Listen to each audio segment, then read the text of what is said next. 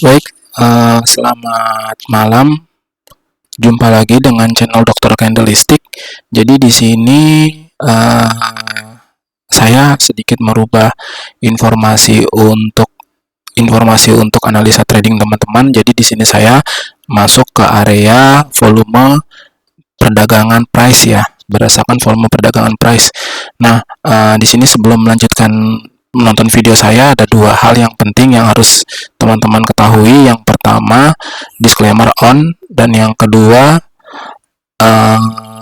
tonton video saya sampai selesai sehingga teman-teman bisa mengambil kesimpulan yang tepat untuk melakukan analisa. Nah, jadi di sini saya menginformasikan untuk menganalisa dari saham ICBP atau Indofood CBP Sukses Makmur Tbk ya. Jadi kalau kita lihat di sini berdasarkan hampir 6 tahun terakhir, ICBP ini berada di posisi puncaknya, berada di posisi 12.500 ya, dengan posisi penutupan sekarang di 11.425, di 11.750 belum tembus atau masih menguji resistennya ya. Jadi kalau kita lihat di sini untuk volume perdagangan terbesarnya selama 7 tahun terakhir itu berada di angka ini, di angka 8.750, lalu kemudian berada pula di angka ini ya. Nah, di sini kalau kita lihat bahwa untuk kondisi yang sekarang ini sudah melampaui atau mencapai titik akumulasi tertinggi selama 7 tahun. Nah, jadi teman-teman bisa melakukan analisa ya. Kalau misalnya memang harga tersebut sudah di bawah harga rata-rata volume perdagangan, bisa jadi volume tersebut akan koreksi. Akan tetapi hal yang berbeda jika kondisi manajemennya bagus, kemungkinan ICBP bisa terus ke atas, mungkin ke angka lebih dari 12.000 dan seterusnya, sebagaimana kita lihat dari saham Bank BCA ya.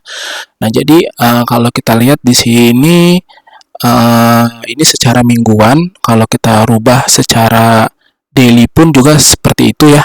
Jadi kalau kita lihat secara daily bahwa di sini volume perdagangan terbesarnya itu di angka 11250, kemudian berada di angka yang keduanya itu ada di angka 10.250, kemudian berada di angka 9.500, dan yang terakhir itu berada di angka 8.500. Jadi teman-teman bisa melihat di sini kira-kira di posisi mana waktu yang tepat untuk melakukan pembelian saham di ICBP ini.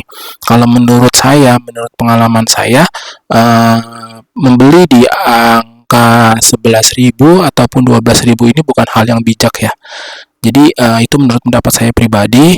Walaupun bisa saja ternyata besoknya harga naik ke atas ya, kita tidak tahu ya, karena kita tidak bisa memprediksi harga ke depannya seperti apa. Akan tetapi kemungkinan bisa jadi harga turun ke bawah. Mungkin teman-teman bisa melihat beberapa rekomendasi saham yang lebih baik, yang secara valuasi masih murah, secara valuasi masih layak untuk diinvestasikan, dan kondisi perusahaannya bagus sehingga dalam beberapa tahun ke depan perusahaan tersebut akan meningkat dan harga valuasi sahamnya pun menjadi naik ataupun tinggi gitu ya.